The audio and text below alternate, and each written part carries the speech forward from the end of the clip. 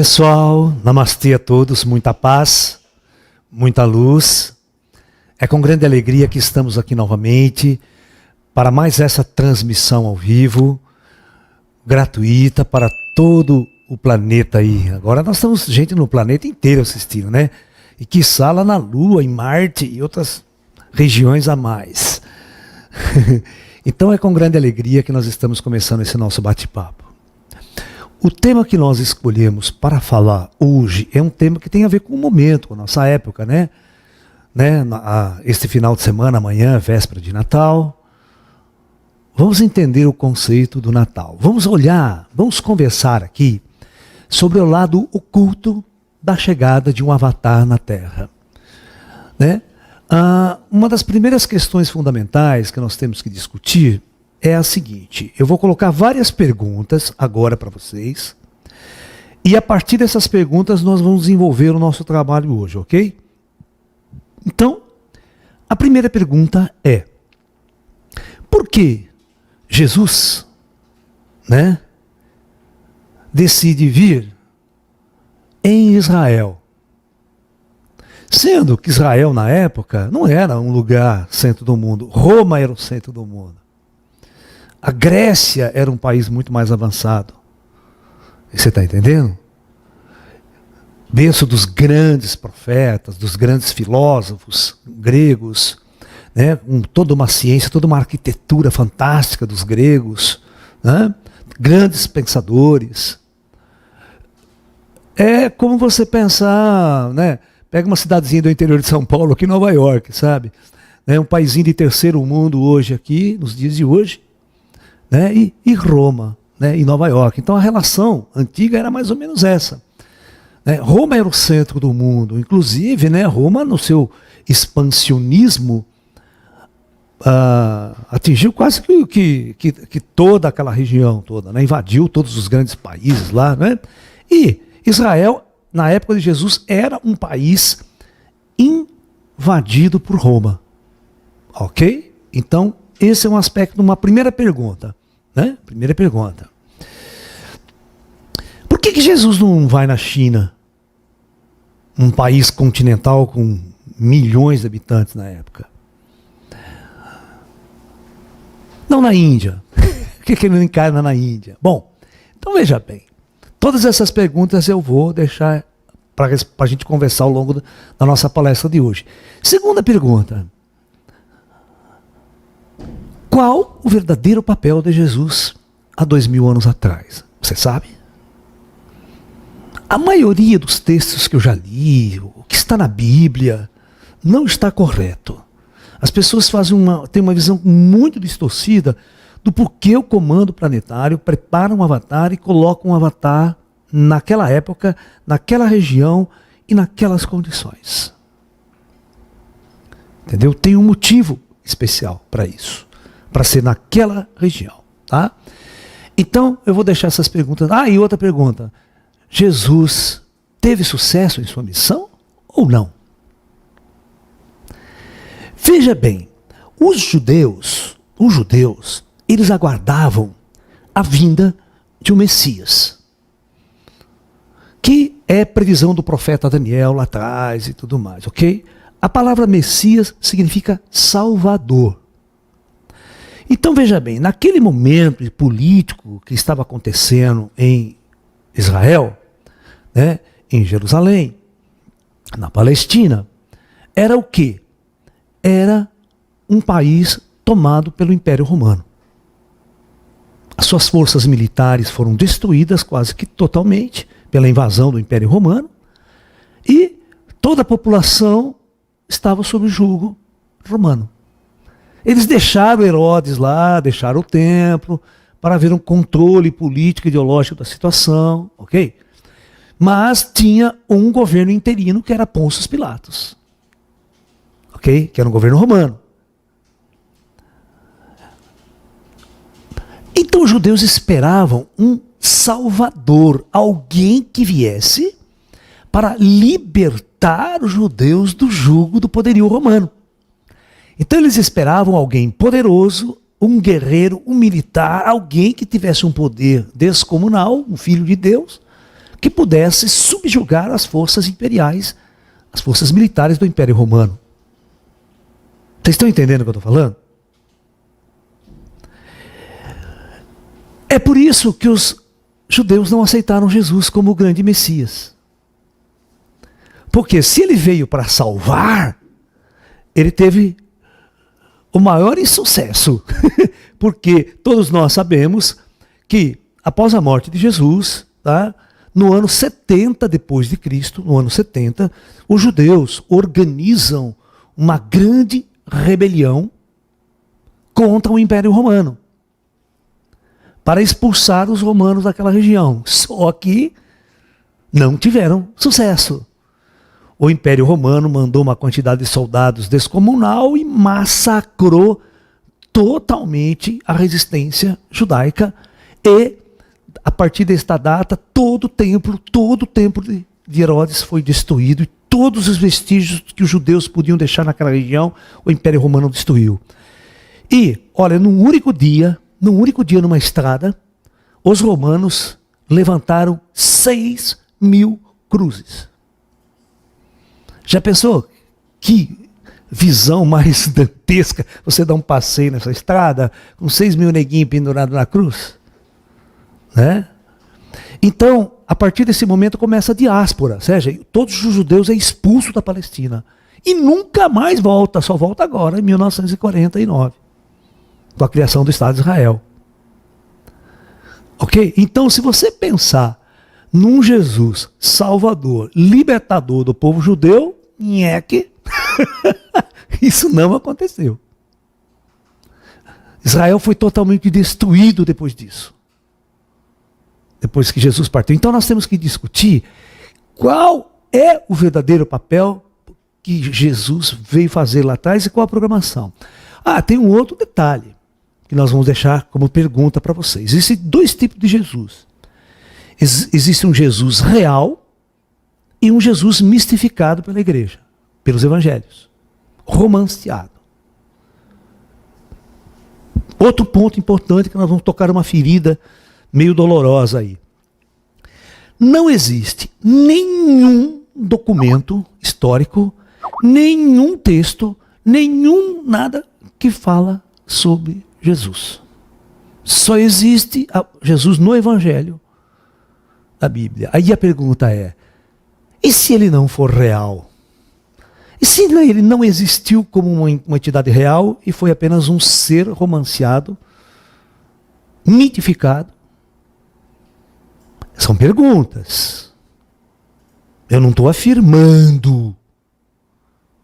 Tá? Isso são dados arqueológicos dos cientistas. Inclusive vocês podem assistir no History Channel.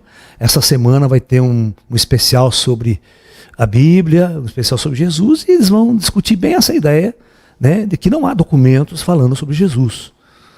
Ou seja, isso não significa que ele não existiu. Isso significa que naquele momento histórico ele não teve importância nenhuma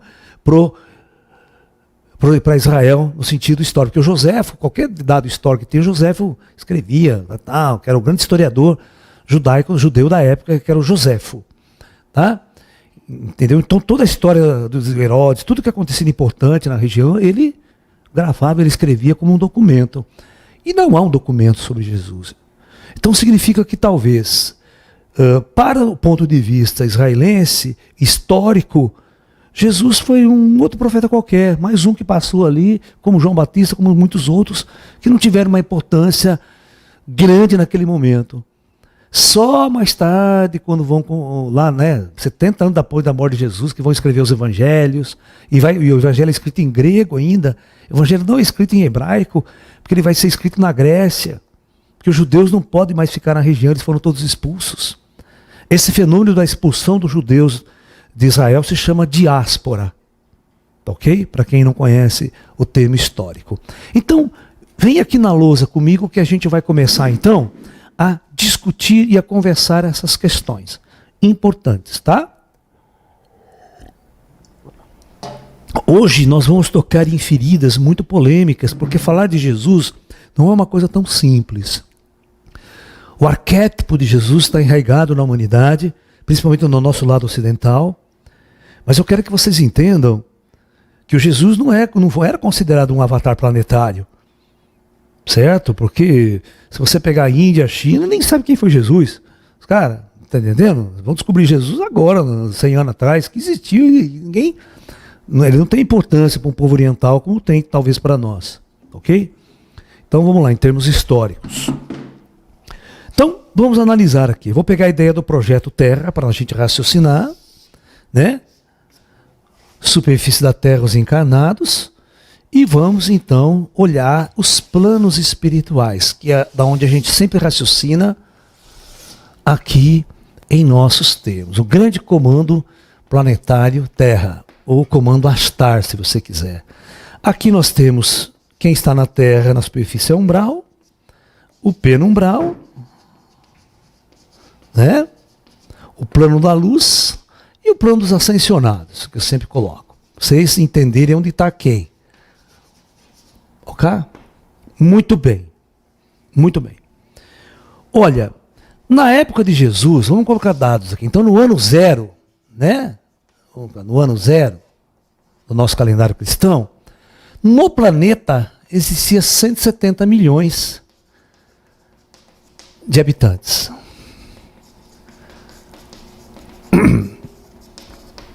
Ok? Esse dado tem que estar na nossa cabeça. Então, nós sabemos que, primeiro, no século VI,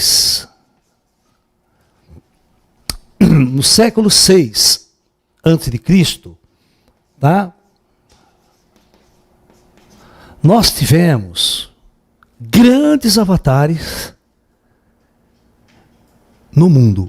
Mas vocês vão ver uma coisa interessante. Que cada região, cada etnia, cada povo, cada cultura recebia o seu avatar. Na época e no momento certo. Então, mas o século VI ele é muito interessante, porque é a época da chegada de grandes avatares para vários povos contemporâneos. Então nós temos, você quer ver, ó, o Buda na Índia, no século VI.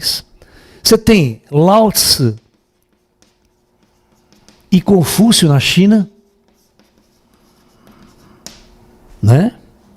Na Pérsia, que é ao lado ali, né, de Israel, né, que é Irã, Iraque e tal, Síria, todo aquele lugar ali, né? Nós tivemos Zaratustra.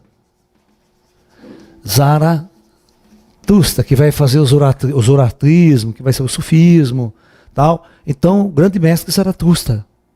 Na Grécia, você tem Sócrates, né? Os grandes filósofos, Sócrates, Platão, aquela coisa toda. Então vocês estão percebendo que cada cultura, cada povo recebia o seu avatar. Porque, na verdade, esses avatares dificilmente eles iam influenciar outras culturas que fossem extremamente radicais, extremamente racistas. E a gente sabe que as culturas antigas eram muito racistas, né? Eu jamais vou cultuar o Deus do outro, o avatar do outro, porque eles estavam sempre em guerra, né? E é interessante, uma coisa que eu preciso colocar para vocês é o seguinte: na antiguidade, a coisa funcionava da seguinte maneira. Vamos pensar na guerra Pérsia-Israel, que houve a destruição do primeiro templo construído por Salomão, antes de Jesus. Então, a coisa funcionava assim, presta atenção comigo aqui. Aqui eu tinha o povo israelense e aqui eu tinha o povo persa, né, que hoje é o Irã. Ok? Né? Lá, o pessoal da Mesopotâmia e tal. Então, o Império Persa esteve em guerra com Israel. Tá? Então, veja bem. O Império Persa tem os seus deuses. Ok? Israel tinha o seu Deus também. Certo? Né? O seu Deus, né? Não tinha deuses, né? Tinha o seu Deus. Interessante, por que Deus está no plural, né? Você percebe, se ele é único, porque está no plural? Deus, então tem que ser outra coisa. Bom, tudo bem, aqui é o nosso português, Deus. Bom, por que não Deus? É uma pergunta muito interessante. Por que não deusa? Por que Deus tem que ser masculino? Você já fizeram essa pergunta para vocês? Então vamos pensar nisso.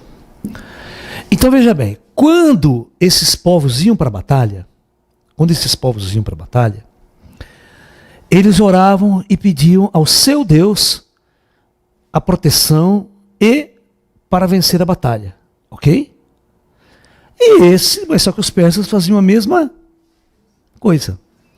Então, quando esses povos entravam em guerra, o perdedor era destruído porque o seu Deus era fraco. O meu Deus destruiu o seu Deus. Então, a primeira coisa que o invasor fazia é destruir os templos e a estrutura religiosa do povo invadido. Tá, olha, isso era costume. Então é por isso que quando os persas chegaram e destruíram, invadiram Israel, o meu Deus venceu o seu Deus. Então todo o templo erigido por Salomão, que era onde estava a arca perdida, que estava toda a cultura dos judeus, foi totalmente destruído. Então vocês estão entendendo que na antiguidade era uma guerra de deuses também. Então o meu Deus é melhor que o teu. Meu Deus é mais forte que o seu. Você está entendendo? Por isso que eu jamais vou adorar o seu Deus. Porque sempre os povos estiveram em conflito. Então, eu tenho que mandar um avatar para os persas e tenho que mandar um avatar para os, senão dá uma puta encrenca desgraçada. Eu quero o meu avatar, ou o seu avatar. Entendeu? Então não adianta você mandar um avatar para aquele, não vai ser um avatar para todos os povos da antiguidade. Não vai. Você está me entendendo? Então, essa é uma questão fundamental que a gente tem que conversar. A gente tem que entender como é que era a antiguidade. Como é que era a cabeça dos antigos. Ok? Então vamos tentar entender como é que o plano astral, que sempre coordenou, olha, nós temos que entender o seguinte, aqui, nesse penumbral, nas cidades astrais aqui, em cima de Israel, ou em cima do Oriente Médio, de uma forma geral, existe uma cidade astral, que o pessoal costuma chamar de Jerusalém Celeste. Ok? Jerusalém Celestial. Mas na verdade, lá no mundo astral tem outros nomes. Então vamos supor que aqui está um conselho planetário, uma cidade que prepara as reencarnações das almas na região do Médio Oriente. Cada alma desce na superfície e é encarnada nas condições de acordo com o seu karma. Então, não existe desordem, não existe desequilíbrio, não existe... O plano astral controla cada alma que desce aonde desce. Ok? E deixa os caras aqui na lei do karma, que é nas trevas profundas, sem saber quem são, sem lembrar o que estão fazendo aqui, sem lembrar o que vieram fazer aqui. De onde são, que são seres espirituais. Ok? Então, a pergunta que eu vou deixar no ar para vocês: por que o plano astral prepara um avatar para descer aqui? Qual é o papel dele aqui? O que ele vai fazer aqui? Então, geralmente, ele pode pegar um ser que está na luz, ou um ser ascensionado que decide cumprir essa missão. Ok? Pode até ser um ser do penumbral, mas uma pessoa inteligente, uma pessoa culta, clara. Mas, geralmente, acontece assim. Vamos escolher então, vamos supor, no caso de Jesus, que nós escolhemos um ser ascensionado, o comando faz o projeto, este ser se prepara então para a sua descida. Então vamos ver como é que é essa descida. Ela não é uma coisa comum como vocês pensam. Ela é um pouco diferente. Porque este ser, ele está num grau muito avançado. Ele não é que nem um cara que está no umbral aqui, que está nas trevas, e que simplesmente vai encarnar. Esse ser tem uma consciência muito expandida já. É um ser que está numa área de transcendência, está conectado com os grandes mentores do projeto Terra, do planeta Terra. Então esse aspecto é muito importante salientar. Ok? Muito bom. Então vamos continuar com as nossas ideias aqui. Né?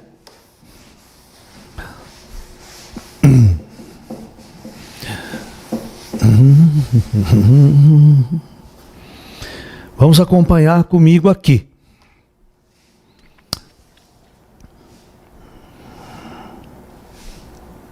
pessoas ficam discutindo a história da virgindade de Maria ou não. Isso aí não vem ao canal, não vão nem discutir isso, porque isso aí é tão infantil, né?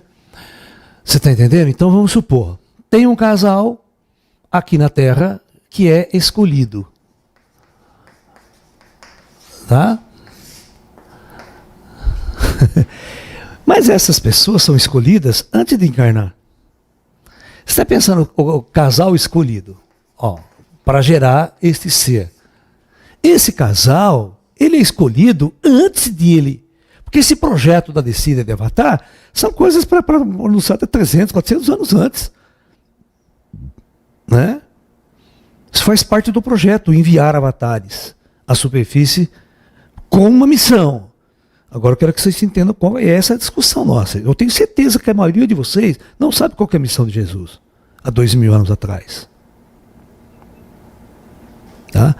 Eu vou falar uma coisa aqui que pode assustar todos, mas todos vocês. A missão de Jesus há 2000 anos atrás não tinha nada a ver com a nossa época de hoje. O projeto de Jesus não foi projetado para chegar até os dias de hoje com nós aqui. Isso é outra história. Ele veio para resolver o problema daquela época, daquele momento. Esse é o projeto. Certo? Nos povos antigos também. O avatar, ele só serve para resolver um problema ali. Ninguém está pensando em 2000 anos no futuro.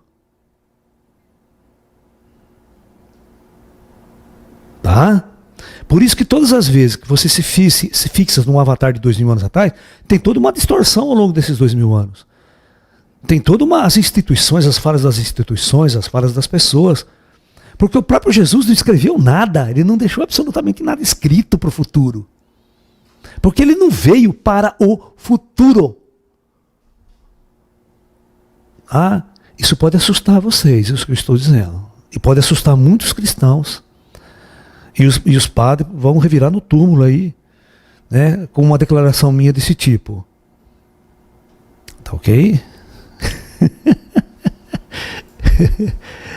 As pessoas, às vezes, Jesus veio para salvar a humanidade. Ele não veio para salvar a humanidade. Não só não veio para salvar a humanidade, que a humanidade está em desastre até hoje. Está em caos, conflito e guerra. Depois de Jesus, não mudou nada. Não teve uma mudança nenhuma radical após Jesus na humanidade. Se você pensar bem, não teve. Inclusive, o Papa esses dias fez uma declaração que a missão de Jesus falhou. Ele falou assim, Jesus falhou. Sabe, ele fez esse discurso. Não foi? Por que ele falou?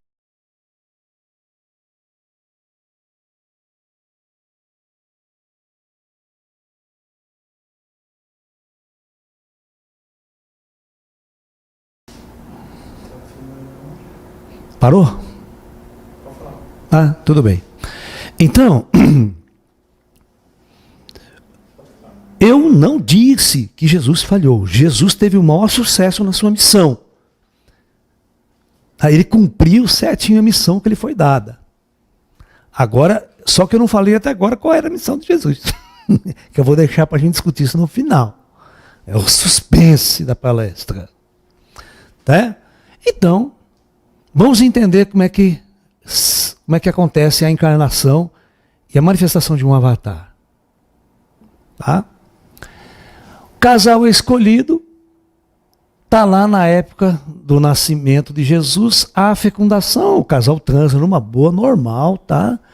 Não tem problema nenhum, não vem do Espírito Santo, coisa nenhuma, esquece essa bobagem, tá? São duas pessoas que se amam, duas pessoas que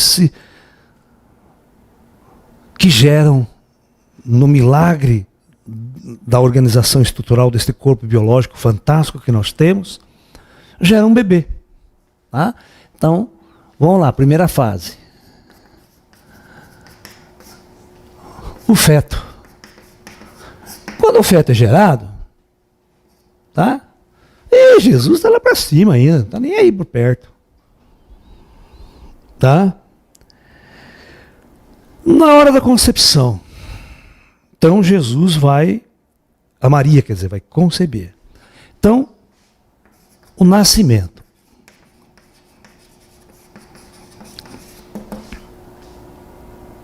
A criança chora.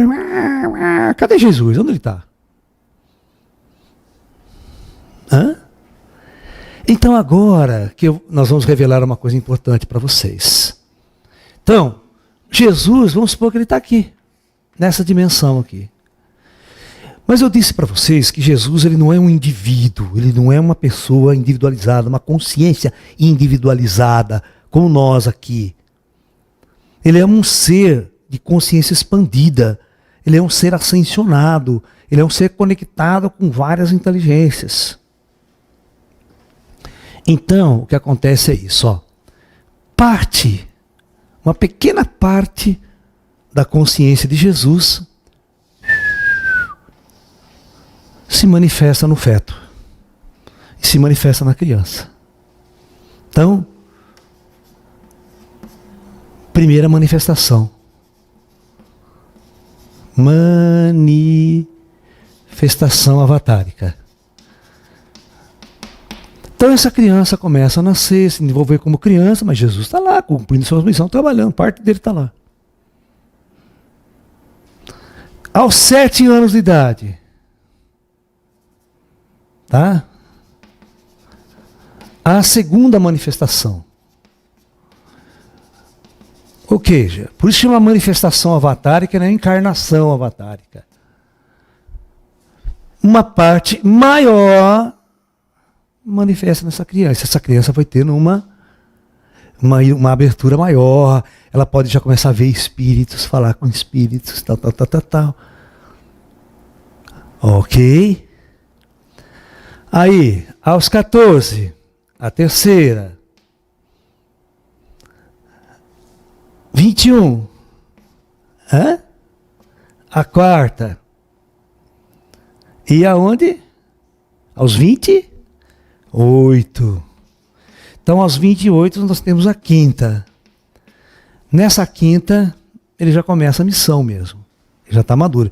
Jesus desce como tudo ali, agora. Aí a manifestação se torna completa. É como aquele que vai para o deserto tal, e se ilumina. A iluminação acontece, o fenômeno de iluminação acontece quando toda a manifestação desce. Quando toda a consciência se manifesta. Aí então o Jesus, o Mestre, está por completo ali, totalmente consciente de todo esse projeto e consciente dessas tecnologias, de tudo avançado que existe aqui. Tá ok? Ó. E os 3 reis magos?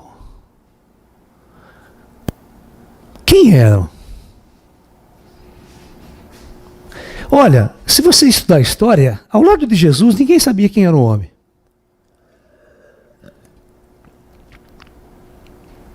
Nem os sacerdotes, nem os reis de Jerusalém sabiam que Jesus estava ali. Mas, nós falamos que 3 reis, né? Olha o símbolo, 3 reis magos, vieram do Extremo Oriente. Esses 3 reis magos eram reis persas. Eles eram persas. Nós vamos contar uma outra história desses caras, que a Bíblia não conta. Tá? Pergunta número 1. Como é que esses caras sabiam? A ponto de sair lá de onde eles estavam para vir visitar em loco essa criança. Então, vou sentar aqui, Pablo. Então nós vamos começar um papo legal agora, papo zen. Eu já montei todos os dados aqui para a gente conversar sobre isso. Tá? Então,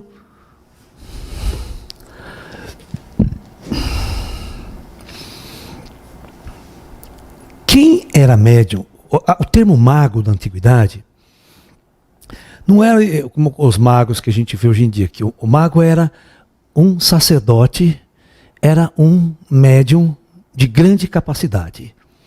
Era um médium que dialogava com os espíritos, saía fora do corpo. Ok?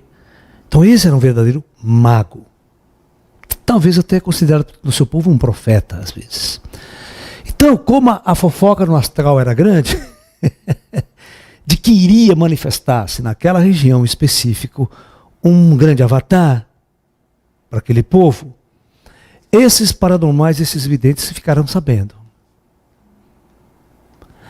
Agora eu pergunto, como eles conseguiram chegar exatamente no local onde estava a criança sem GPS.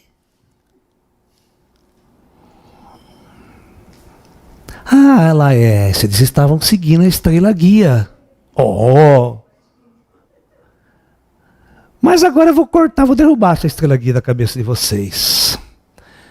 Eu quero saber, vocês têm que entender que um grande paranormal, um grande médium da antiguidade, ele está como eu. Eu hoje em dia, cara, eu sou um cara simples, humilde. Quanto tem de espíritos ao meu redor, que tem extraterrestre, Grey e tal, sempre estão ao meu redor.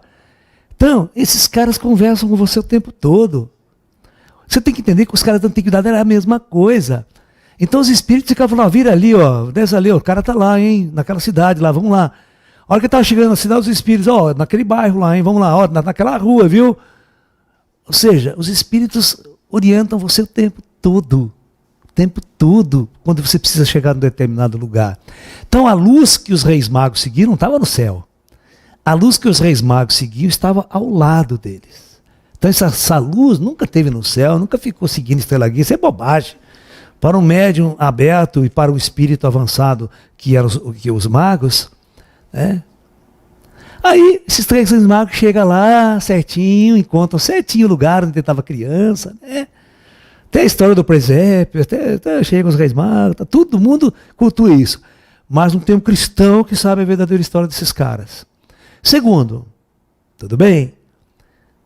Por que, é uma pergunta muito inteligente, que ele não foi direto a Jesus?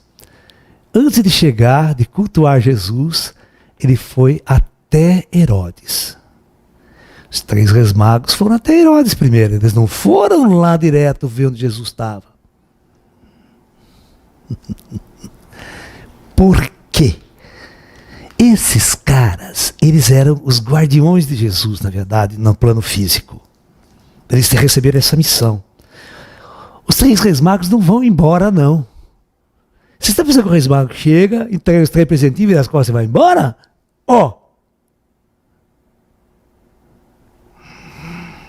Os três reis magos são os professores de Jesus durante muito tempo, que vai acompanhar, educar, treinar Jesus nas artes esotéricas. Ah, porque seria uma tolice, três reis, sai lá da Pérsia, certo? Sabendo que um grande avatar manifestou-se, vem, dá três, vai embora e nunca mais volta. Pô, seria uma puta ignorância, né, se achar que isso aconteceu. Que os caras nunca mais vieram conversar com o cara, dialogar com a corda, porque cresceu, depois, né, vamos dialogar, sabe? Se eles sabiam que ali estava uma grande luz para a Terra, para aquele momento. Então é óbvio que tem coisa por trás, que não foi contada na Bíblia, que não está escrito. Então, eu quero que vocês decifrem que a história está muito mal contada, o Evangelho é romanceado.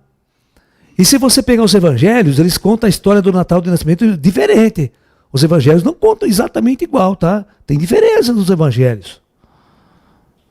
Mostra que não foi escrito pela mesma pessoa e foi, por exemplo, você pode ter um único e os outros foram fazendo cópia disso aí depois.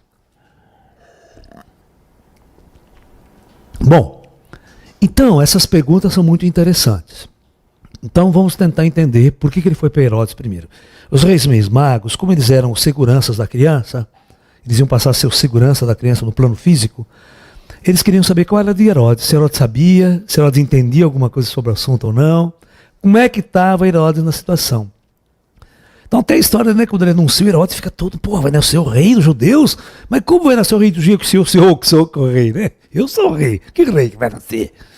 Para ver qual é a do Herodes em ponto de vista religioso, né? O rei que era nascer não era um rei dos judeus do ponto de vista político, como o caso do imperador Herodes, do rei Herodes. Não era império, era o rei. Né? Mas todos na história conta que ficou enciumado pra cacete e vão matar as crianças, né? Essa história da mortandade das crianças também é falsa. Não existiu isso na história.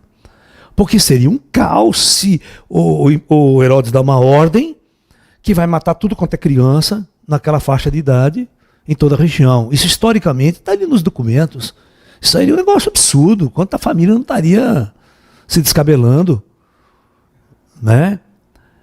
Mas os cientistas, os arqueólogos procuravam essa história, procuram esses dados e não encontram nenhum registro sobre a mortandade dos inocentes, decretada por Herodes. Então isso é mito também, ainda até os dias de hoje. Bom, então vamos pensar nisso. Bom, Jesus, o tempo foi passando, certo? Jesus foi iniciado e chegou ao ponto da iluminação, como o Buda também era uma pessoa comum. O Buda era um príncipe na Índia. Olha como a história é muito semelhante. O Buda era um príncipe na Índia, certo? Vivia num palácio, casou-se, teve um filho e em determinado momento ele abandona o palácio para ir em busca da iluminação. E o Buda, Jesus conta a história que ele se ilumina com 33, mas a história não é 33, é antes. Tá? E ele, ou seja, aos 30, se ilumina aos 30, né? Depois se prega durante 3 anos. E Buda se ilumina aos 35 anos. Por que 35 anos? Quanto que é 6 vezes 7?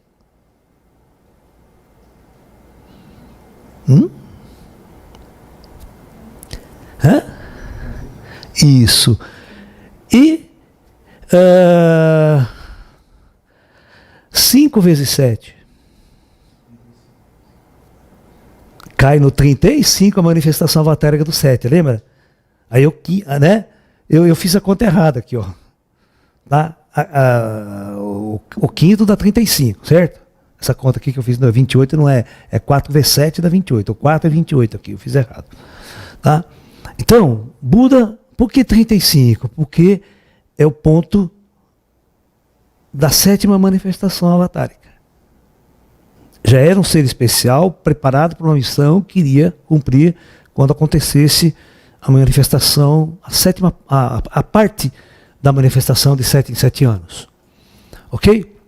Então nós podemos imaginar que Jesus recebeu uma manifestação avatárica mais intensa aos 28. Ok? Muito bem. Então vamos pensar agora na verdadeira missão de Jesus. Se Jesus veio para salvar a humanidade, pode esquecer que nem os judeus ele salvou. Naquela época, não teve sucesso. Certo, o Israel foi totalmente destruído pelo Império Romano. E Jesus faz uma profecia. Quando ele e os discípulos entram pela primeira vez no templo de Herodes, o templo de Herodes era uma das construções, para a época, das mais loucas e fantásticas, que o Herodes era um grande megalomaníaco e construtor na antiguidade. Certo? Ele queria imitar os imperadores romanos. Em termos de pomposidade, de riqueza, certo? Então o templo que ele construiu, que é o segundo templo, que o de Salomão foi destruído, tinha uma riqueza e uma pomposidade arquitetônica fantástica. Tá? Um modelo de arquitetura grega, romana. Tá? Então quando Jesus passa pelo portal do templo, e os discípulos deles eram tudo gente comum, gente simples do campo, nunca tinha nem entrado na cidade. Imagina um cara do interior aqui que nunca viu um prédio, né? Certo? Entra na cidade de São Paulo, vê aquela coisa gigantesca, o cara fica louco hoje em dia, né? Naquela época era a mesma coisa. Então, quando eles estavam entrando no templo, um dos apóstolos falou: mas mestre, olha que coisa maravilhosa, que arquitetura, que coisa gigantesca. E aí Jesus faz a profecia: não restará pedra sobre pedra no templo do homem. E foi exatamente o que aconteceu na época, em 70 depois de Cristo. O templo foi totalmente destruído e arrasado. E a profecia de Jesus se cumpre. Né? O templo de Herodes, todo rico, belo, é totalmente destruído. Não só resta aquela planície depois, né? Que é construída ao Aqsa, a cúpula da rocha dos árabes. Né? Muito bem. Então vamos lá.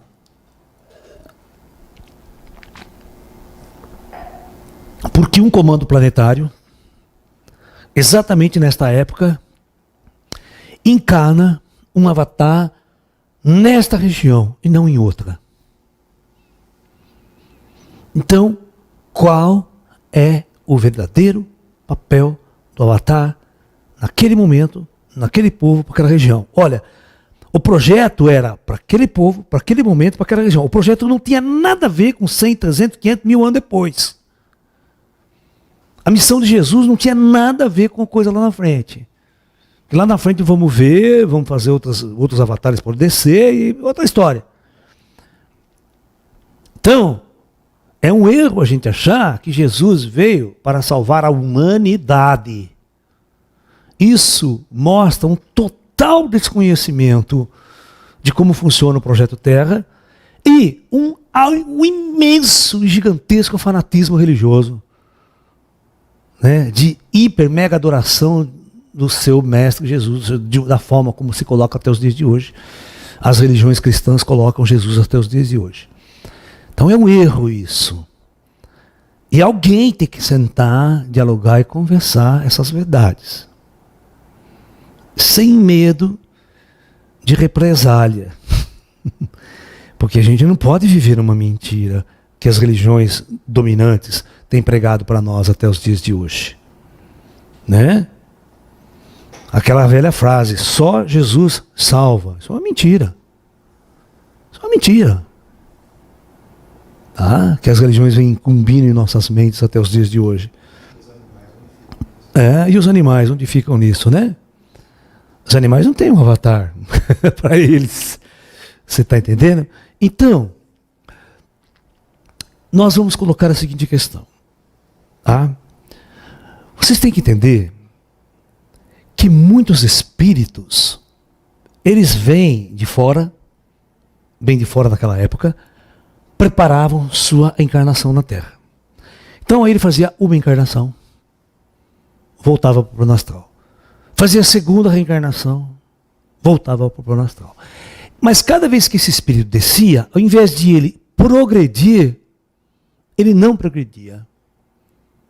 Ele começava a entrar na chamada roda de Sansara e gerava mais karma, gerava mais karma, gerava mais karma. E quando você gera muito karma, você não pode ascensionar. Você tem que retornar para resgatar esse karma. Essa é a grande lei. Esse é o aspecto importante do diferencial. Então, existia naquela época muitos espíritos que já estavam num grau de libertação do Projeto Terra, mas devido a que nós chamávamos de forças involutivas, de grande energia de trevas que havia na superfície do planeta, isso impedia que esse grupo de almas se libertasse. Olha só! Então, havia um conclame aqui no plano astral das pessoas que morriam. Quando elas eram julgadas, elas falaram, mas mestre, nós não sabíamos, nós não tínhamos condições de lembrar naquelas condições. O plano espiritual precisa nos ajudar, o plano superior precisa nos ajudar. Porque se nós reencarnarmos de novo, nós vamos cair naquela densidade tão grande, e a densidade é tão grande que a gente vai voltar a ser guerreiro, a gente vai matar, a gente vai roubar, a gente vai fazer de tudo lá embaixo de novo. E o ódio vai imperar, porque a energia lá embaixo é essa energia de um povo primitivo, sem cultura. Nós não vamos saber nem ler nem escrever, vai ser difícil ter um acesso à cultura. E nós vamos novamente ser corrompidos pela energia da densidade planetária. Então, durante séculos, esse chororô existia. E durante séculos, o comando superior prometeu mandar um avatar para romper com esse ciclo kármico daquelas almas que estavam aprisionadas no Projeto Terra. Então, a única missão de Jesus importante foi descer para resgatar essas almas, dar uma luz para essas almas, tirar essas almas do androidismo da época, o que eu discuto sempre com vocês do nosso androidismo atual, mas tirar aquelas almas daquele curso que elas estavam, fazer um chamado avatárico, aí essas almas ouviam Jesus e davam um clique, e elas mudavam de vida. Elas mudavam seu curso e iam para uma jornada que não era mais aquela jornada de trevas, elas não eram mais arrastadas pelas trevas, elas atendiam o chamado para a luz. E é por isso que nem todo mundo atendia o chamado de Jesus. Porque o Jesus especificamente, ele não veio para todos. Ele não veio para todos. Ele veio para resgatar os resgatáveis. E nesta missão ele teve sucesso. Ele cumpriu a missão. Tá? Muitos naquela região ouviu o chamado. E mesmo após a sua morte, aquele discurso, aquele ensinamento ainda estava vivo, conseguiu resgatar aquela quantidade de almas que estava ali. Feito isso, a missão terminou. Não tem nada a ver com a Índia, com a China, com o Japão, você sabe? Com outros lugares no mundo. Nem com Roma, quando Roma se torna um coisa cristão. Você está entendendo? Porque quando, olha, a religião só é importante quando o avatar está vivo. Escuta o que eu estou dizendo para vocês. A coisa só é importante quando o avatar está vivo. O avatar morto é reposto. Ok? Porque ele não está ali para falar com você. Você está, na verdade, na interpretação dos discípulos que não sabem. Tem discípulo que não sabia nem ler e escrever, vai entender Jesus. Jesus dava um discurso lá, os discípulos estavam do lado dele o tempo todo, ninguém entendia. Jesus precisava explicar umas 200 vezes depois para os caras. Entendeu? Então, nós temos que ser um pouco, vamos supor assim, não fanáticos e analisar a coisa de um ponto de vista mais frio, mais ascéticos, vamos assim dizer. Né? Do ponto de vista de você analisar por que ele veio ali. Então por que ele não veio em Roma? Por que não é um senador romano que se iluminou? Vocês estão me entendendo? Por que ele não encarna como uma família política? Aí ele chega lá em Roma, tem poder, tem tudo para divulgar a mensagem, para fazer uma revolução. Mas não, ele vem desse jeito, nessas condições. Né? Então, tem muita coisa oculta na experiência de Jesus. Mas o projeto principal e o projeto primordial, né, é que Jesus não veio para os dias de hoje. Por isso que as religiões, toda a Idade Média, né? Hoje você vê, por exemplo, o Estado Islâmico pegando o cristão, corta a cabeça, certo? Taca fogo em criança. Mas a Igreja Católica fazia a mesma coisa na Idade Média. Você tinha um cientista, que é o Giordano Bruno. Você tinha uma pessoa que tinha uma religião diferente, pensava diferente. Eles queimavam como se fossem bruxas, como se fossem hereges. E não queria saber. Galileu Galilei quase foi queimado na fogueira também. Foi para o tribunal da Inquisição lá, disse que pá, né, aquela história. Então veja bem, o fanatismo religioso não tem nada a ver, a instituição religiosa que vem 1000 anos depois, não tem nada a ver com a missão que ele veio pregar lá 2000 anos atrás. É exatamente isso que a gente tem que deixar claro para vocês, que estamos entrando na Era da Luz. Porque a Era da Luz é a Era da Verdade, é a Era do acordar. Eu quero ver se você está pronto para acordar e dar de cara com as grandes verdades dessa civilização, dessa humanidade. É? Tem algumas perguntas boas, vamos aí conversar. Professor, em vista da questão da encarnação de avatares, tem várias pessoas perguntando se existe então, nos dias de hoje, um avatar,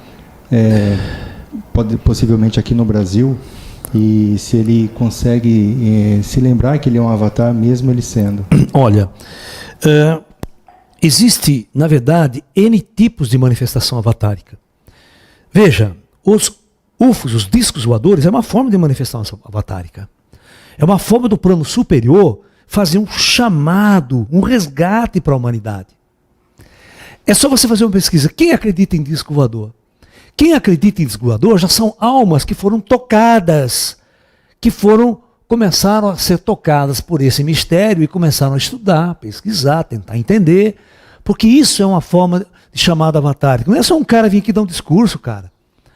Hoje em dia é diferente de 2000 anos atrás. Hoje em dia há uma tecnologia, há uma ciência. Há uma série de coisas hoje aqui. Por exemplo, eu considero Chico Xavier um grande avatar. Você está entendendo? Eu considero outros grandes médiuns que passaram pelo Brasil, o Zé Arigó, por exemplo, como avatares. Mas você vê qual que é o papel desses caras? O papel desses caras não é salvar a humanidade. O papel desses caras é fazer um chamado, é mostrar um outro ângulo, mostrar um outro lado da coisa. Você vê, o papel de Chico Xavier era só mostrar que existe vida após a morte. e que a morte simplesmente é uma perda, mas a vida continua, tem uma sociedade toda do outro lado, tem uma coisa toda organizada do outro lado, que o cristianismo nunca ensinou isso pra gente. Ou seja, que a Igreja Católica nunca mostrou nada disso pra gente. Então, quando a gente estava nas trevas e não havia o verdadeiro conhecimento, então o que o plano astral faz? Ele manda avatares. Ele manda avatares para trazer luz à humanidade e resgatar os resgatáveis. Coisa que a Igreja Católica não conseguia fazer ao longo da história, porque ela não tinha verdades para ser ensinada. Né? E o Tiago pergunta, o Tiago Gonçalves, se é possível um avatar estar nesse momento encarnado e ainda não se lembrar que é um avatar. Possivelmente, se ele for jovem, né, e não tiver uma manifestação toda, né, mas contato com os espíritos ele vai saber qual que é a missão dele. Porque as forças do alto escolhem, preparam pessoas antes de encarnar para fazer uma missão. Né? Há toda uma discussão. Por isso que Chico Xavier fala muito, né? Que a relação dele entre ele e o Emmanuel, né?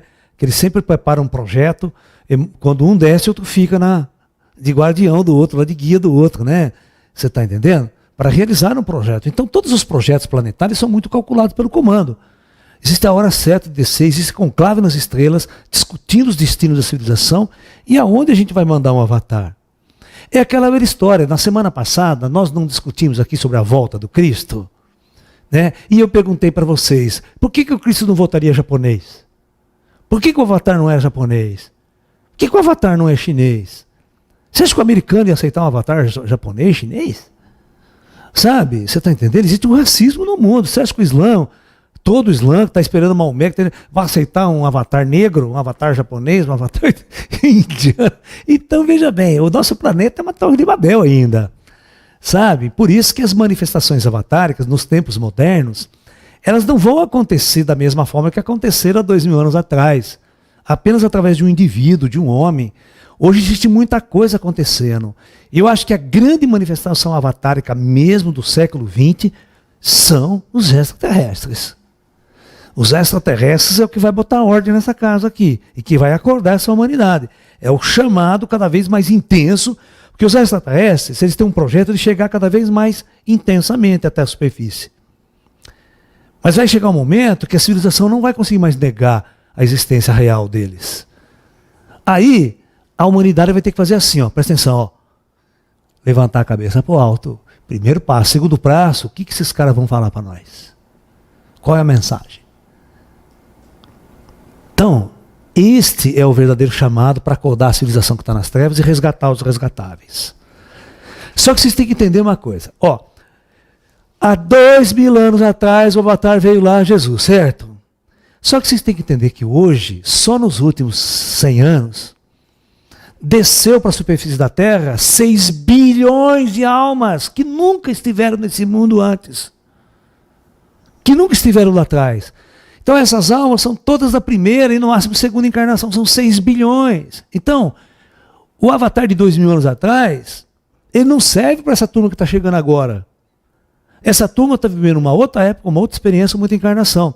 Então esse pessoal está esperando uma outra luz. Eles vieram para este momento específico. Não são almas que estão reencarnando centenas, dezenas de vezes na Terra desde 2000 anos atrás.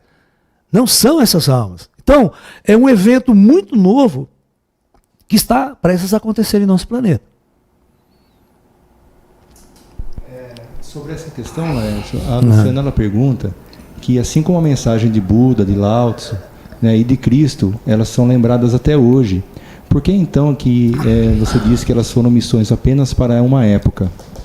Porque, veja bem, você não tem certeza, ninguém tem certeza se o que nós estamos lendo hoje é exatamente o que aconteceu lá atrás. O livro é muito bonito, as histórias de Buda são bonitas, elas ensinam. Mas isso não significa que é a verdade, a história pode ser diferente. Muito diferente. Tá? Esse é o ponto-chave da questão. Nós vivemos hoje, não uma verdade, nós vivemos hoje uma ilusão de Jesus. De um ser perfeito, do seu ideal, o único filho de Deus, essa coisa toda, sabe? Coisa que não é verdade. Então, claro, os textos antigos orientam a gente, eles nos orientam. Mas é um mestre morto. É muito mais importante você conviver com um mestre vivo. Por isso que o fenômeno UFO hoje é o grande fenômeno vivo. É a grande porta que se abre para as estrelas, para o cosmos. Quando o Chico Xavier estava vivo, quando você podia, através de um médium, falar com o plano astral. Você tem uma verdade mais viva, você está entendendo? Você tem uma coisa mais viva. Eu chamo isso de um evangelho vivo. Não um evangelho morto, cara, do Antigo Testamento, que ninguém sabe quem escreveu aquele história lá. Entendeu? É complexo o negócio. Então, o meu conselho é, a gente pode estudar os textos antigos, mas jamais se apegar a eles. Certo? Uma pergunta, Lécio. Fala lá. A Gabriele Pinheiro, ela pergunta por que existe tanta semelhança entre o Buda e Jesus? Então, né? Por quê, né? Existe tanta semelhança entre Buda e Jesus. Eu até tenho uma palestra especial, acho que está de graça na internet aí, que chama Jesus, o Mestre Zen na Galileia. Então eu vou mostrar que todos os discursos de Jesus têm uma semelhança com o Zen budismo incrível. Tem uma semelhança com a pregação budista. É como se Jesus tivesse estudado toda a senda budista para realizar um discurso para o seu povo naquela época. Vocês estão me entendendo? Então por isso que tem uma semelhança. Né? O Alain, ele está falando lá de Londres e ele pergunta se a missão de Jesus era para aquela época somente, por que ele diz que vai mandar um consolador prometido? Quem que é o consolador? Né? Você está entendendo? Nós temos que entender que nas épocas de hoje, os espíritos também são corrompidos pela energia involutiva, pela grande massa involutiva desse planeta. Se não vier um avatar novamente para fazer um novo chamado, para resgatar essas almas, certo? Mas você se percebe que o arquétipo do século XX é um arquétipo de uma nave, é um arquétipo de alguém que vem de fora para me libertar. Mais uma vez, nós estamos esperando um libertador externo, né?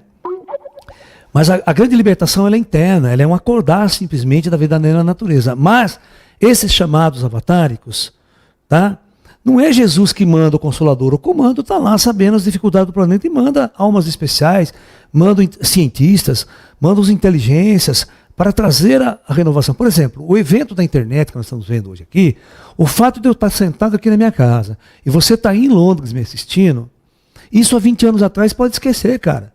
Ninguém sabia que eu existia, eu não podia estar mandando essa mensagem para você. Então, todo esse avanço tecnológico que nós tivemos, da informação, é exatamente o alto preparando a humanidade, preparando a ciência e tecnologia para que a mensagem chegue até vocês. E vocês possam raciocinar, vocês recebam um chamado interno, para as forças das trevas involutivas não corromperem e todos poderem ser chamados. Todos poderiam ouvir um chamado avatárico. E não importa se vem do Laércio, se vem de outros mestres, se vem dos ETs. O importante é que esse chamado ele vai chegar à humanidade. Essa é uma promessa do Comando Astar. E ela está chegando. E a gente tem que aprender a ouvir os sinais avatáricos, que está em todo lugar. A Angélica, ela pergunta o seguinte, professor: os profetas do Antigo Testamento, eles podem ter sido avatares? E o novo Papa? Na verdade, é difícil a gente saber. Os profetas do Antigo Testamento, todos os profetas eram médiuns. Eles eram paranormais. A única diferença deles era isso, que eles interagiam com o plano espiritual.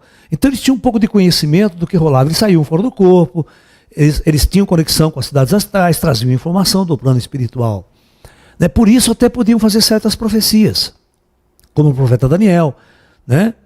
Você está entendendo? Profetizar, por isso que a palavra profeta. Profeta profetiza, mas profetiza o quê? O conceito de profeta é aquele que profetiza uma mudança. É aquele que profetiza uma nova era, um novo tempo, novos acontecimentos. E os profetas antigos faziam isso. Só que veja bem, né? Um profeta 2000 anos atrás não tinha o que prometer, né? Você vê, nós demoramos 2000 anos para chegar a tecnologia aqui, cara, até os dias de hoje. Então a humanidade ia ficar nas trevas durante todos esses milênios. Por isso que o Avatar ele vem para resgatar aquela turma, porque aquela turma pode ascensionar, não precisa esperar 2000 anos para ascensionar. Vai ficar reencarnando até quando agora? Né? O Oliveira, S. Oliveira, ele pergunta sobre o livro de Gênesis e o livro de Enoque. A Gênesis é Moisés, tá? É o clássico livro de Moisés do Pentateuco, lá da Bíblia, né? Deus criou o universo, 7 dias, tá? É uma alegoria, é uma grande alegoria, Gênesis e Mosaica, tá? É a história do paraíso, Adão e Eva, essa coisa toda, tá? É uma alegoria. né? Na verdade, Enoque, por exemplo, a gente acha que Enoque é um patriarca atlante. É uma história muito misturada da antiguidade. Porque quando Moisés escreve a Gênesis daquele jeito, ele copiou, né, os judeus. Porque Moisés ninguém sabe, não tem dados históricos sobre Moisés na história também. Essa história do Mar Vermelho, essa história do Egito, não existe. Ninguém sabe historicamente. Então pode ser toda uma lenda. Moisés pode não ter existido como um personagem real. E aí alguns escritores criam uma lenda épica do povo judeu para mostrar que é o único povo escolhido por Deus, que é o povo que foi ajudado por Deus o tempo todo. Tá? É o único, você está entendendo? Os outros povos não. Então isso é uma questão muito de bairrismo, de racismo mesmo individual de certas raças do passado, certas culturas, certas etnias do passado, sempre se julgando a melhor que os outros, né, em todos os aspectos. Eu sou o único que tem o Deus verdadeiro, aquela coisa toda, você está entendendo? Por isso que havia o conflito entre Pérsia e tal, e as guerras entre os deuses. Tá? Até me perdi aqui agora, qual que era o assunto mesmo? Sobre o livro... o livro de Enoque. Então, na verdade, o que a gente sabe que Enoque tem a ver com Noé, certo? Aquela toda a ligação da família tal, que vai construir.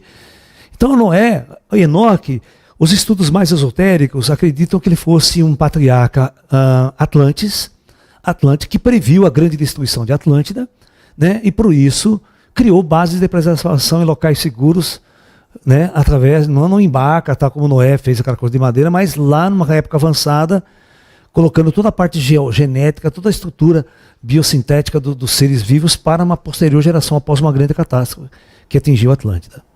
E aí entra a Era da Luz da Atlântida, com todo esse conhecimento vindo da superfície, e grande parte da biogenética que existia até então foi preservada e replantada de novo na Terra. Né? Uma pergunta então, professor. Vamos lá. O Danilo César, ele pergunta o que será então o que é real sobre o Santo Sudário, né? Pode esquecer, isso aí não existe. Isso é tudo falso. Isso é coisa da Idade Média, né?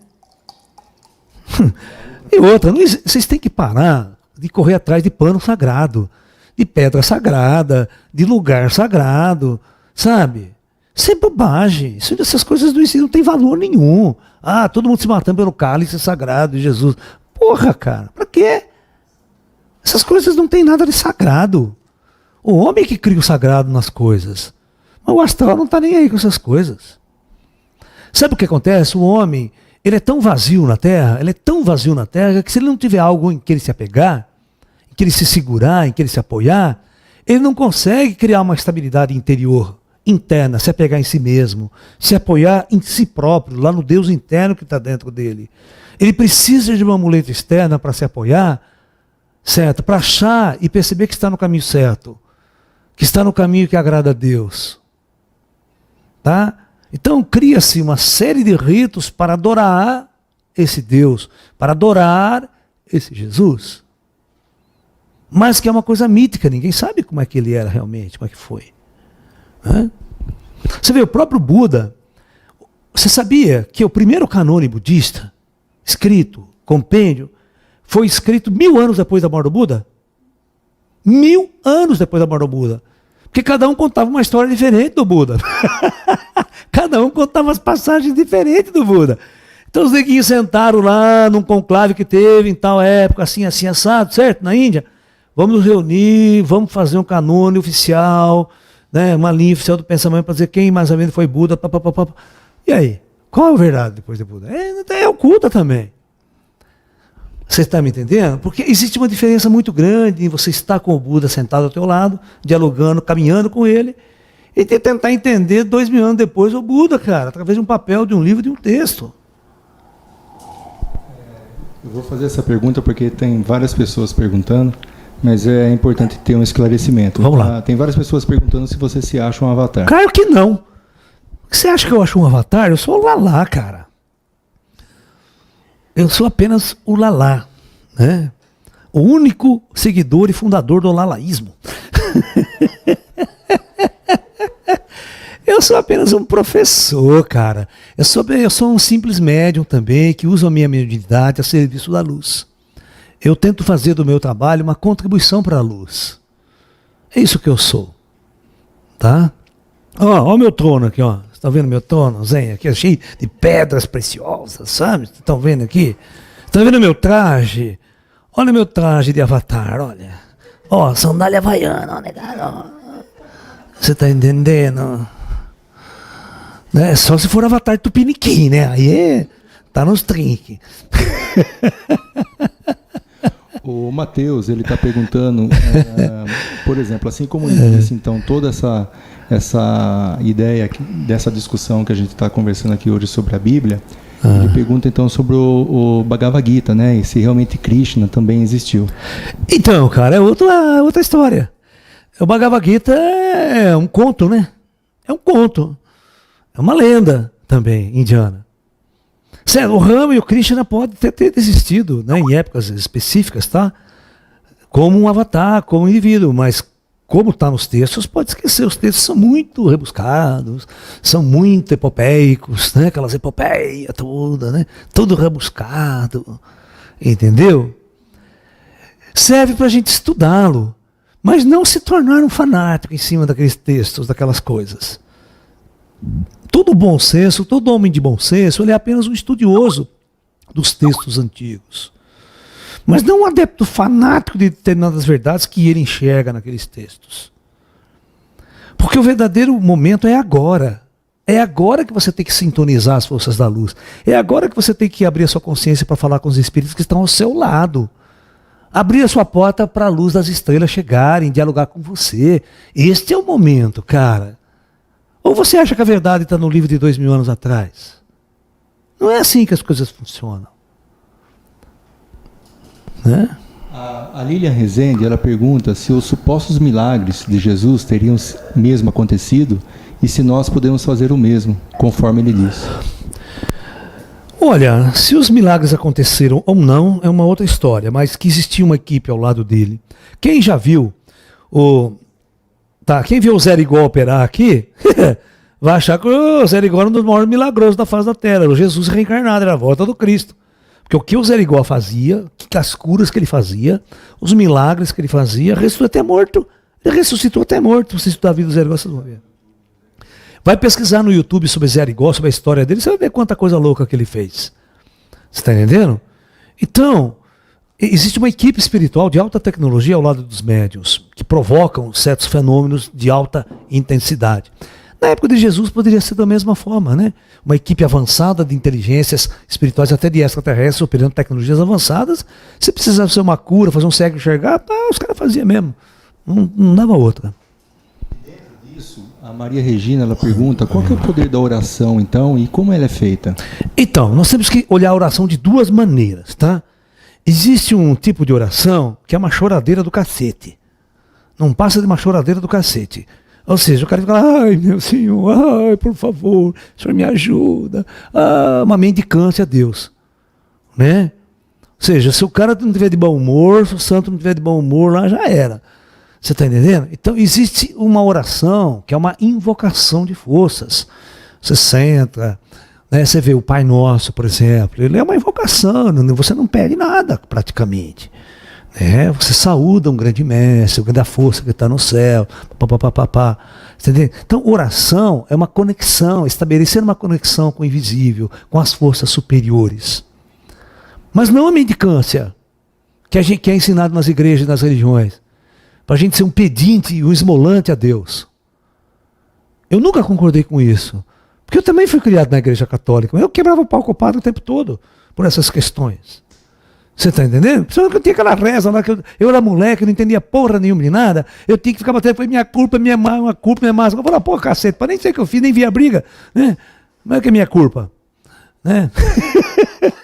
Vocês estão querendo impor uma culpa que eu não sei, nem sei a briga, nem vi nada. Sabe, eu sou obrigado a ficar achando que eu sou culpado, nem sei do que. Eu quebrava o pau, mandava todo mundo a merda mesmo, sabe? Com o perdão da palavra. Sabe, mas eu era uma pessoa que eu sempre fui um rebelde. Porque eu tinha uma inteligência que eu via as coisas de um outro jeito. Eu sentia que aquilo não era verdade. Sabe? Meus padres cortavam 12 comigo. Né? E mesmo quando eu vou para a ciência, como físico, como cientista, nossa senhora, a gente sentava nas rodas de cientista e as discussões eram ótimas. Né? Mas é muito gostoso você discutir com pessoas inteligentes, viu? É diferente de discutir com fanático ignorante. É outra história. Eu sou fanático, acho que ele já está com razão, não quer nem saber mais a Bíblia na sua frente e acabou, né? Não tem discussão inteligente. Aí também não, você nem começa, vira as costas, vai embora, né? Deixa lá o cara lá. Daqui 1000 anos ele sai desse planeta. Né? O Lijaíderson Marcos, ele pergunta: de onde que surgiu então a tendência da humanidade ir para as trevas? Faz parte da evolução iniciar-se caminhando pelas trevas? Os espíritos estão nessas dimensões aqui espirituais, nós espíritos, né? Nós estamos numa outra realidade, numa outra condição. Então, nós próprios, dentro de projetos muito grandes, criamos situações para que a alma viva experiências diferenciadas. Mas esses projetos são sempre curtos. O cara não fica muito tempo na Terra, né? Porque esse corpo é totalmente artificial, esse corpo não é natural. A alma, o espírito não consegue suportar muito usar esse corpo por muito tempo. Por isso que ele tem que dormir todos os dias. Porque é uma inconsistência biofísica para o espírito usar esse corpo. O espírito perde muita energia, fica muito fragilizado quando ele usa muito tempo o corpo físico. Então, no projeto, tem o ato de dormir, que é o ato de você desligar-se desse corpo, porque esse corpo não tem nada a ver com você. Ele é um projeto para você viver uma experiência nessa realidade. E rapidamente ele morre, falha, tal, você pula para fora. E você volta à realidade verdadeira que nós somos, aquela mais eterna, entre aspas. Tá? Entendeu? Então, o projeto Terra é um projeto como milhões de outros pela galáxia e pelo universo, que os espíritos realizam experimentos diferentes. Mas quando você for ver, se você entrar na era da luz, aí viver na superfície da Terra ou viver no plano astral não tem diferença nenhuma. A era da luz, por isso que ela é curta nos planos densos da matéria. Porque depois que o espírito entra na luz, ele acorda para a luz, não tem muito mais sentido de viver na matéria. Ele fica pouco tempo na matéria e vai embora para as dimensões astrais superiores. Tá? Não se fala em nenhum documento sobre a adolescência de Jesus. Há alguma razão para isso? Claro, óbvio. Né? Os judeus eram povos racistas pra caramba, anti-sexo, anti-tudo. Você não pode falar como que o avatar dele tem que ser especial. O avatar dele tem que ser virgem, tem que ser celibato. Imagine você descobrir que Jesus, né, não saía do puteiro, né, andava para tudo quanto é lado com as mulheradas, certo? Era um jovem comum como qualquer outro, certo? Ou melhor ainda, né, pegou em armas para lutar contra os romanos e matou muita gente. Você já pensou, se você descobre isso, que ele era na verdade um líder político e não um líder religioso? Que ele era um líder revolucionário, né, como se fosse, vamos supor assim, um terrorista do ponto de vista do Estado, para tentar expulsar os romanos, libertar a Palestina. Os papiros do Mar Morto falam isso. As grandes descobertas do papiro do Mar Morto que estão sendo traduzidas até hoje, em grande parte fala que Jesus era um indivíduo assim. Um indivíduo que era um guerrilheiro, que tinha... Ele treinava um grupo, ele era líder de um grupo guerrilheiro, que lutava para a libertação da Palestina, do povo romano, do exército romano daquela época. Entendeu? Então, tem várias visões antigas sobre Jesus. Eu estou aqui numa posição que eu não quero colocar essa verdade para vocês. Tá? Eu quero deixar isso no ar. Eu só estou colocando, só discutir uma coisa diferente do Natal para vocês. O Natal, ele tem um símbolo hoje para nós, né? Que é um símbolo babaca, todo mundo se enfeita a árvore de Natal aí, atrai de rena e sai comprando presente, um show de consumo e uma matança descomunal de animais, né? A gente festeja o Natal com o sangue dos inocentes, matando animal, matando peru, aquela coisa terrível, né? E as pessoas acham que isso é comemorar o nascimento de um avatar, de um grande mestre que vem resgatar a humanidade de um sofrimento, de uma prisão kármica.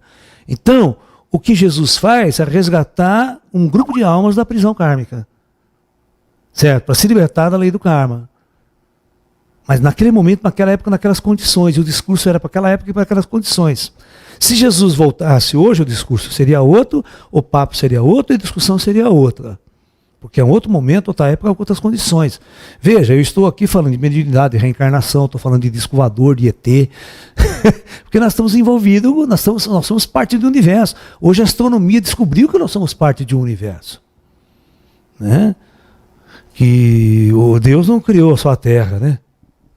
Exatamente nisso que a gente poderia conversar agora, Lércio. Muita gente aqui conversando aqui no chat.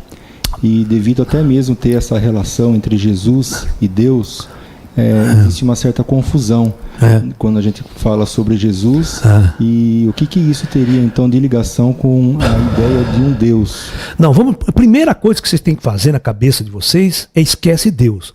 Ninguém encarnado na Terra tem a capacidade para discutir ou entender ou falar alguma coisa sobre Deus, sabe? Nós vamos chegar mais perto, mais simples, o Comando Planetário Terra, que é uma grande inteligência coordenada por centenas de raças extraterrestres, até milhares de raças extraterrestres, que fazem parte de muitos outros projetos pela galáxia, é algo muito maior do que a Terra.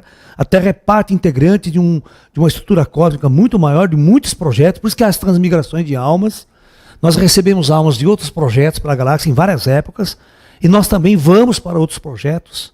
Então há um intercâmbio interestelar de almas o tempo todo, tá? E esses grandes comandos planetários comandam projetos grandiosos. Jesus está dentro de um processo de ascensão aqui da Terra. Jesus já encarnou muitas vezes na Terra. Jesus não é um cara mega superstar. Sabe? Hoje as pessoas sempre colocaram, os cristãos sempre colocam Jesus como governador da Terra. Não existe governador da Terra. Certo? Já falei na aula passada para vocês que não existe governador na Terra. No plano astral não existe um indivíduo que manda. Não é imperialismo. Não é presidencialismo o regime. E nem tampouco parlamentarista. Você está entendendo? Lá existe um padrão de inteligência, de consciência completamente diferente de indivíduos, de títulos, de rótulos. As decisões são feitas por um comando muito grande, por um conjunto de inteligência muito grande, que avalia todas as consequências, todas as experiências dessas almas ao longo de milênios. Tá? É uma tolice você achar que Jesus manda em alguma coisa ou que alguém manda em alguma coisa. E que essa inteligência ela também estaria atuando sobre tudo que é animal, mineral e vegetal. Exatamente. O projeto eu tenho uma palestra, um seminário especial sobre o projeto Terra Animal. Para vocês entenderem que o humano aqui não é a coisa mais importante no projeto Terra. Nós temos bilhões de seres vivos existindo na face da Terra muito antes de qualquer ser humano pisar aqui. Entendeu? Então o planeta Terra há mais de 1 bilhão de anos que ele é organizado para manter forma de vida na superfície. Independente da ordem humana, do espírito humano estar aqui ou não. O espírito humano chega na Terra 30, 40 mil anos atrás, cara. Não é nada em relação a todos os períodos geológicos que a gente já viveu, com bilhões, né, de anos atrás, com milhões e milhões de eras aí acontecendo, de animais, répteis gigantes, tal, né, os dinossauros, aquela fase do gigantismo na Terra. Né? Olha, pega assim, 1 bilhão de anos atrás, começa as primeiras organismos a povoarem a Terra. Certo? O homem só chega a 40 mil anos atrás.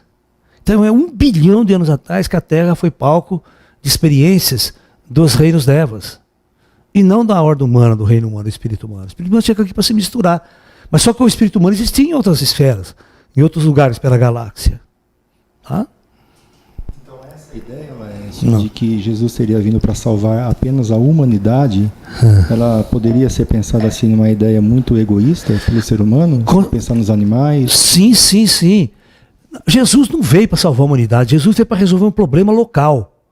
Olha, Jesus veio para resolver um problema local naquela época, que o problema existia lá naquela época. Ninguém estava pensando do Jesus para os dias de hoje, para 100 mil anos depois. Não estava pensando no projeto. Os comandos não estavam pensando nisso. Não estavam, porque sabia que daí ia dar erro mesmo, ia dar encrenca, né? Óbvio, deixa na mão de gente que está nas trevas. Como é que um cara que está nas trevas não sabe nada sobre vida espiritual vai conduzir o seu povo, vai conduzir gente aqui? Só ia dar zebra mesmo, né? Você pega qualquer sacerdote, as pessoas me perguntam, Laércio, mas o Papa é um avatar? Vocês vão perguntar o que eu acho. Eu acho que o Papa é um grande cara. É um grande cara. Certo? Mas, se ele continuar com esse discurso católico sem revelar as verdades, ele não vai passar de um outro padre, de um outro Papa qualquer. Né? Que não vai trazer nada de novo que nós já não saibamos. Né? O verdadeiro cara é aquele que revela coisas que nós nunca soubemos, que traz novidades, que abre as portas. Né? O Alcir Júnior está lembrando uma coisa que a gente poderia estar até colocando na discussão, que a maioria dos avatares, eles foram perseguidos pela elite, né? Óbvio. O avatar, o fato do avatar, o avatar é a verdade. Ele é a verdade em pessoa. E toda a verdade em pessoa incomoda as estruturas que estavam na época, tanto as religiosas quanto as políticas. Certo? Vocês têm que entender que quando, por exemplo, o cristianismo não era a religião oficial de Roma, os cristãos eram todos perseguidos. E quantos cristãos não foram jogados na arena, né, lá em Roma? Né, para diversão do povo romano? Entendeu? Aí depois que há uma certa mudança e você tem, né, o nosso famoso rei imperador romano que se converte ao cristianismo e cria a religião cristã como oficial, é como se houvesse uma simbiose entre o poder político e o poder religioso, né? Olha, você controla de um lado, eu controlo do outro, junto nós governamos. Você está entendendo? Mas aquela velha história, né? Existia reencarnação. Existia reencarnação. A discussão da reencarnação é em todos os povos antigos. Até que chega naquele famoso concílio de Roma que o imperador chega, não vai ter reencarnação mais não, porque já pensou eu reencarnar como plebeu? Já pensou eu reencarnar como empregado da Maria aqui? Não, estou fora. Então essa lei tem que sair fora do negócio, senão eu nunca vou ser respeitado como rei. Né? Se amanhã eu vou morrer, eu vou reencarnar como, né, um Zé Ninguém. Então, essas coisas tinham que ser retirado, né? Porque um imperador não podia admitir esse tipo de constatação diante do seu poder político. Então, muitas coisas estão distorcidas. Por isso que eu falo para você, o avatar, ele é uma coisa. O que se segue após dele é outra coisa completamente diferente. Ah? Essa publicidade, então, feita em cima do nome de Jesus, ela seria mais uma questão cultural, mesmo porque Buda ele veio bem antes dele, né? Seria mais uma questão cultural ou ela é algo... É uma questão de poder. Tá? Não tem nada de cultura. A questão é que você usa o avatar como instrumento de poder e dominação. É isso que a Igreja Católica fez durante toda a Idade Média, toda a sua existência. Você tem que entender, ó, é só você pensar que todas as cidades do Brasil, o centro da cidade tem uma catedral. Isto é símbolo do quê? De poder e dominação. Entendeu? A igreja tem um poder muito grande, além de ter um poder ideológico, ela tem um poder financeiro, ela tem todo um poder, ela tem todo um controle. Né? Você vê que nenhum político dá um passo sem falar com a igreja, cara. Porque sabe se a igreja passar rasteira, nenhum político é eleito. Entendeu? Porque a igreja tem poder. Né? E é uma instituição ideológica. Assim como muitas outras instituições. Nós não falamos, é que vocês não assistiram, não estava aberto, mas nós falamos das sociedades secretas. Aqui na terça-feira, nós falamos da maçonaria, nós falamos de várias, né? Então são sociedades que se reúnem para tomar decisões secretamente. Né? Que o povo não pode saber, que a comunidade não pode saber. E quanta coisa secreta existe na Biblioteca do Vaticano? Quanta coisa ninguém pode entrar lá e investigar? A Biblioteca do Vaticano não é um lugar aberto, que todo mundo pode entrar, sentar e estudar os textos que estão desde a antiguidade. Não pode não. É altamente secreto certas aulas. Por quê? O que tem lá? Que ninguém pode entrar e estudar. É? Professor, o Alexandre Neri, ele pergunta o seguinte, o Brasil, ele seria então um dos países mais abençoados e espiritualizados do mundo? Olha, o Brasil, ele tem uma questão, não só o Brasil, mas a América Latina como um todo, viu? Não é só o Brasil, não. Né? Nós temos uma condição de ter uma espiritualidade muito aberta. Muitos médiums se manifestam aqui, muitos contatados, muito abduzidos, sabe? Existe uma facilidade muito grande das forças espirituais se manifestar no Brasil. Existe uma dificuldade tremenda de se imaginar nos Estados Unidos, na Europa e outros países. Porque não há uma abertura, não há uma preparação de consciência. Existe muito adensamento material em outros mundos. Aqui não. Aqui, né? Eu falo que o brasileiro ele é muito engraçado, né? De manhã ele vai na Umbanda, depois no Candomblé, à noite ele vai na igreja, né? Ele topa tudo. Ele está aberto a tudo, né? E lá fora as coisas não são assim, não. Sem contar um centro espírita na Europa, você chega lá de brasileiro. Interessante tudo isso, mas é verdade.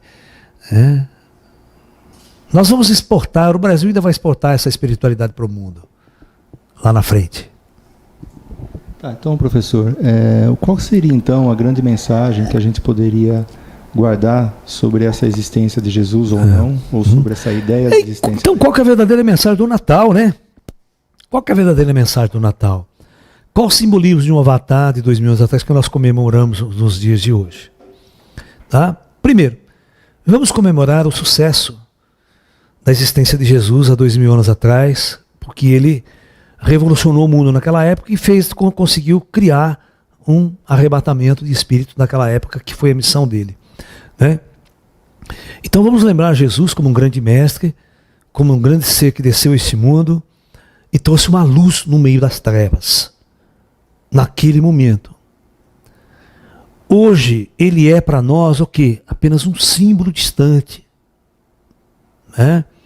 Mas ao longo do tempo e nesta época, a luz já se manifestou de novo várias vezes.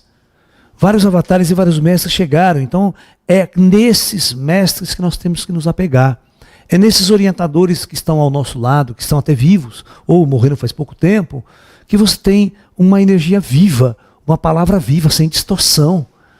Ela está ali para você sentar, orar, pesquisar, discutir. Grandes mestres da Índia, né? Você tem grandes mestres vivos que deram um discurso que nos ensinaram muita coisa. Você vê o Yogananda. O Yogananda jamais queria vir para os Estados Unidos, mas um espírito chegou para ele, não, para o mestre dele, e falava, ó, Yogananda, você vai para os Estados Unidos que tem uma missão para você cumprir lá. Você tem que levar uma luz para aquelas trevas daquele país. Tem que ter um chamado avatárico lá também. Então os avatares, não importa que grau que eles estivessem, eles eram enviados para várias partes do mundo como força do alto, como pedido do alto, para que a humanidade pudesse aos poucos se despertando neste século. Então nesse século nós tivemos grandes mestres de luz que com sua energia, com sua força e seu trabalho estão acordando a humanidade neste momento de grandes trevas. Então, meus caros e queridos amigos, é isso. Quero agradecer a todos vocês. Gabi, passa o papel para mim, por favor. Eu quero falar um pouco da programação nossa para vocês. E quero agradecer muito as doações que vocês têm feito para essas nossas palestras. E peço constantemente a ajuda de vocês. Nós temos, olha, em nosso ashram, nós temos 20 cães para cuidar. Nós temos mais de 40 gatos em nossas mãos. Nós temos um gasto muito grande, tá?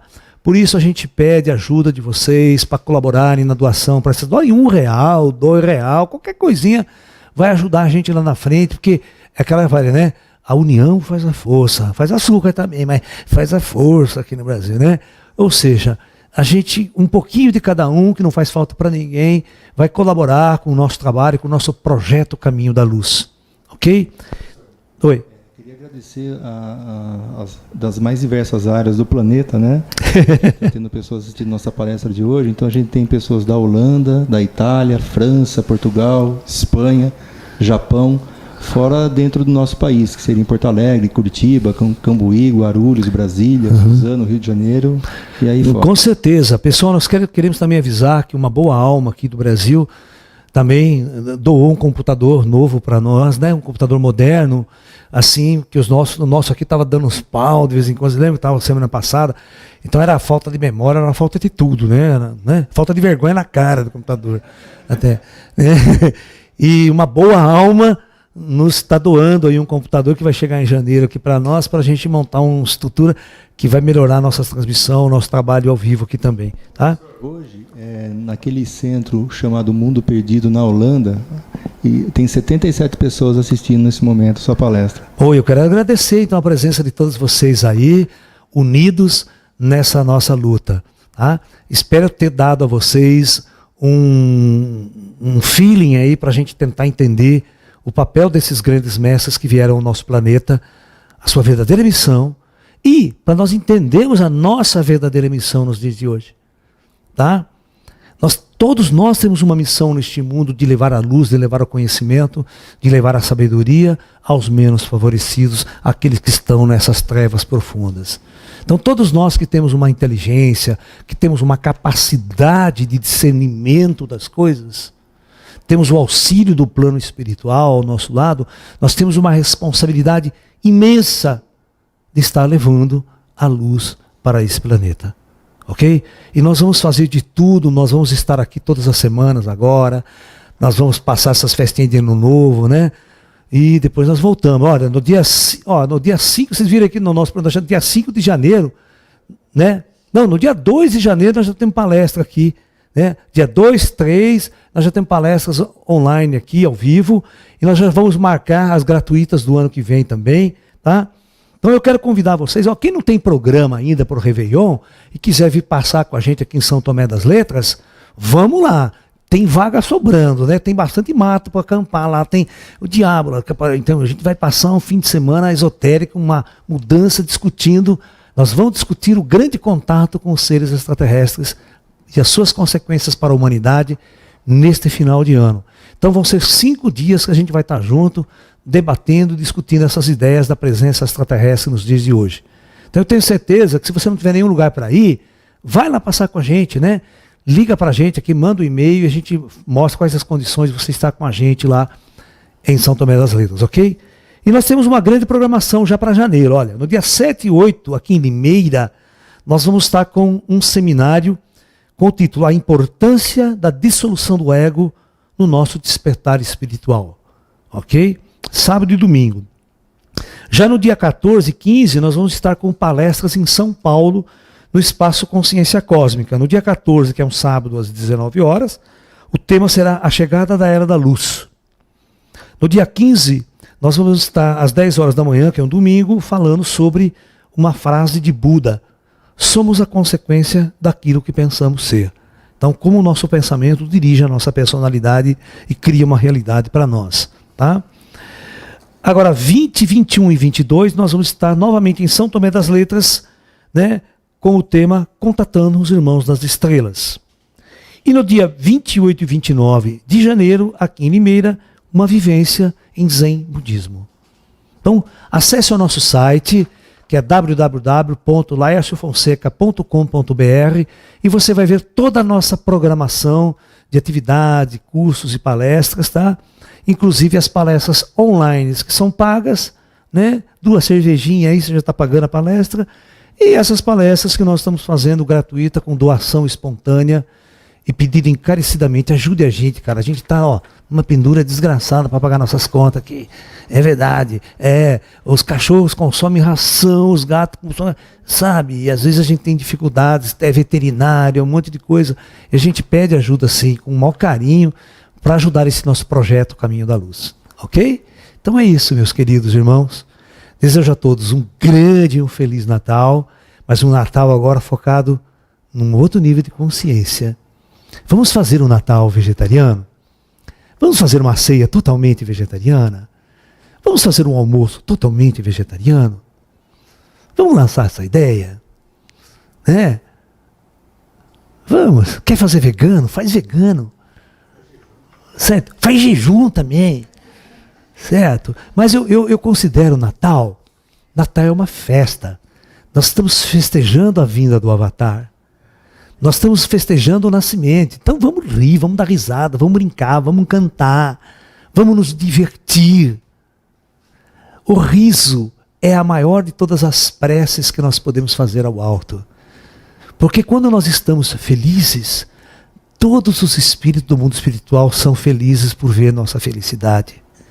Quando nós estamos angustiados e tristes, todos os irmãos espirituais ao nosso lado se entristecem com nossa dor e com nosso sofrimento. Então, vamos sempre procurar vibrar alegria, vibrar amor, vibrar felicidade. E Natal é sinônimo de felicidade. Mas não vamos festejar com a morte dos inocentes, não com o sangue dos inocentes. Vamos fazer uma jornada diferente e nova. Tá? Vamos propor uma ceia vegetariana. Namastê, muita luz e até um próximo encontro a todos. Muita paz.